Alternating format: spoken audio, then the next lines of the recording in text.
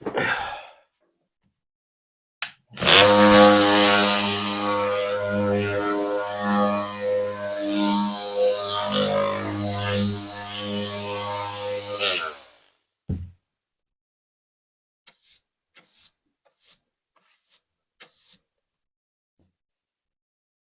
hi.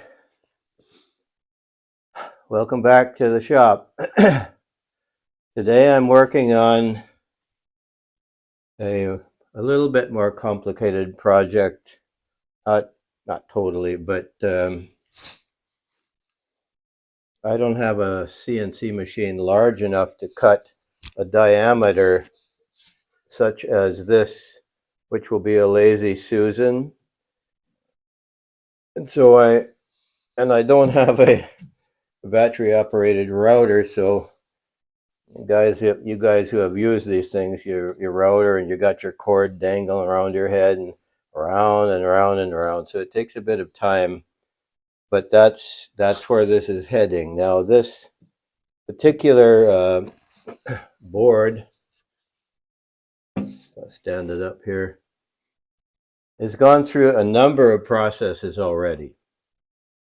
What would they be? Well, I had to select the pieces of wood that I wanted to make this Lazy Susan at a price point that would be more popular. So I have a number of different woods in here.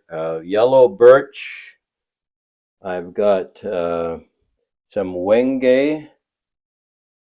I've got some another wood there. I just don't recall the name of it right now. But it's a blend to give a bit of style and at the same time keep it in a price range where more people might be likely to purchase it. So I glued this up, ran it through my drum sander, and rather than obviously I can't do it through a planer because I don't have that size of planer, and so I run it through my drum sander. I could just run the whole thing right through, no problem. And it's at what I would consider a rough finish stage. A rough finish stage. So what's left to do? Quite a bit. I have to begin the final sanding, the finish sanding, which will be quite a few different grades, 150, 180, 220, 240, maybe even 325 on something like this. I want it like glass. And actually, when I finish it out, sometimes I use a 600 grit after I'm applying the finish, which I'll tell you in a second. But so this board goes through a lot of processes in order to be ready to sell, in order for the market. I mean, this is a reasonable thing, right? So I've got several sanding levels to go through on this. And then typically I will turn the piece around. This will be the bottom side. And I will apply my brand on there. I'll burn it in with a burner so people know who made this in case they have a problem or they want to buy another one, hopefully the latter. And then I will begin the finish. And I use a particular product which is all natural. I mentioned somewhere else too that one of the ingredients in this finish that I use is actually part of thistles. I wondered if there's ever any good use for thistles when I'm trying to get them out of my cornfield, and I figured out maybe there actually is. Anyway, so I put the first coat on, then I sand that coat with a 400 grit. It's a black paper, very fine, and sand that down, and then wipe it off with a cloth that collects all the fine dust. And then I do the second coat. I do the same thing, but with a higher grade sand. And then the thing is starting to get like a fancy piano finish. And then I will put on something like this, I would do a third coat. And when that third coat lays on there, it's top drawer. I mean, you run your hand on it, it's as smooth as silk. So, are we finished yet? No. Why? I'll show you. You turn this over. This will become the bottom. Now, I mentioned at the beginning of this little talk that this is a Lazy Susan. I don't know why it got named that way. Probably ladies whose name is Susan wouldn't appreciate it. But the point of it is that it will revolve, and so you put all kinds of different things on here. Could be charcuterie items, could be salt, pepper, could be nuts and candies and snacks. That's totally up to the person who's using it. But one thing that needs to get put on here yet in order for this to work is the thing that makes it spin. Excuse me, which is this. Now on this particular Lazy Susan, it requires a larger piece than this. I would put roughly about a 14-inch on here. This is, I think, a 10-inch, but it serves to show the purpose. So it would go on the center like that. Let's see if I can hold it up so you can see it a bit better. So it would go on like that. Then I'll see if I can put it down now and lay the thing on top of it. Let's see if we can make it turn. Yeah, well, now it turns. So that's the idea. And that has to be fastened, the very final thing, after the finish is on, dried, and hardened completely. I actually like making these. I made one that really pressed the limits of my probably patience and endurance and skill level a while ago, and I took it to one of the most, I would say, the classiest markets here in Manitoba.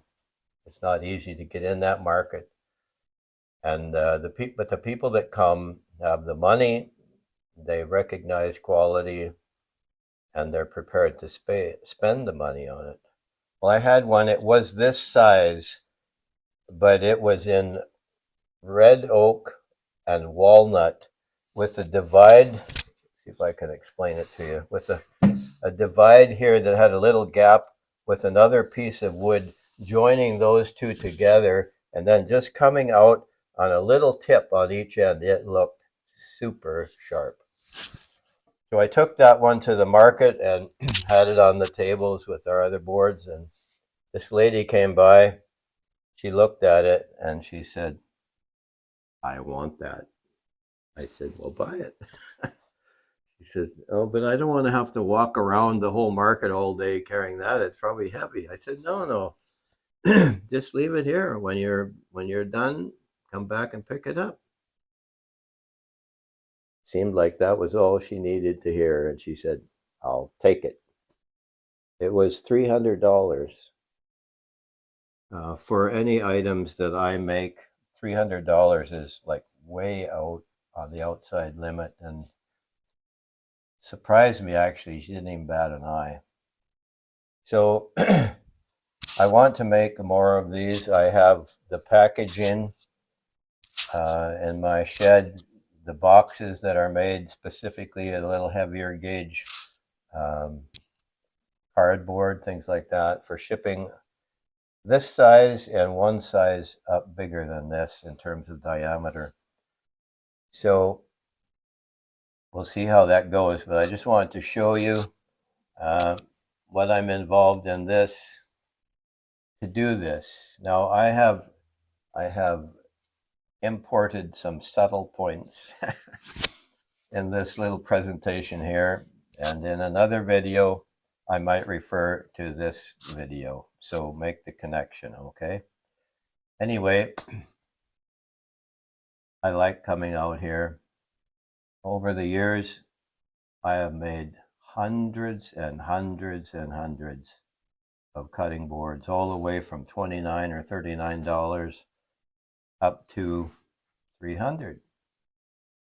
I have some end grain cutting boards that are pushing the price point of $300, but most of them are $199, $229, in that range, because I want to keep it available for typical people who want to buy one and don't have to pay a fortune for it. So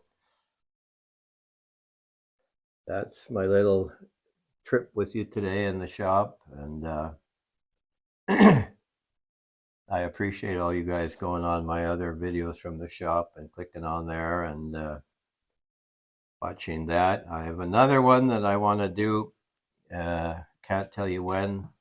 I want to take you to my CNC machine, show you some of the things that I've been doing on that, and the stuff that you can do. It's limited to your skill set and your understanding of the electronics that goes with that CNC machine.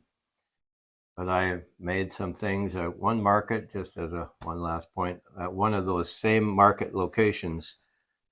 I had a bunch of boards that were really nice, and I had engraved different writings on them on there and painted it in the colors of the words and all that. They really looked professional. And this couple came from Germany,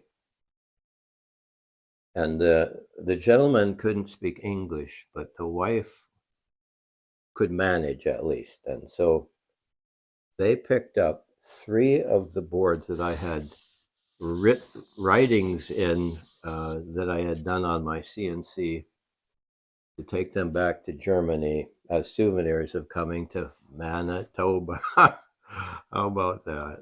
Anyway, I'll end this one here. Thanks so much for watching. I appreciate it. It's an encouragement to me. And I just want to show you some of the stuff that I'm doing. This is going to be nice. But guess what? It's not finished. It needs to be finished. So there's work to do yet to get it finished, ready for the market. The point being is, if I was leaving today to go to a market, question, would this be ready? Thank you. No, it wouldn't be ready. It would have to be left. So anyway, have a great day, guys and ladies. I don't want to eliminate you, but I know that this is more down the interest level of men, but a lot of women are joining in the workforce these days and woodworking, and they do a spectacular job. And I watch some of them on YouTube making things, and they got skill sets that are fantastic. So whoever is watching, have a great day, and may the Lord bless you. Thank you.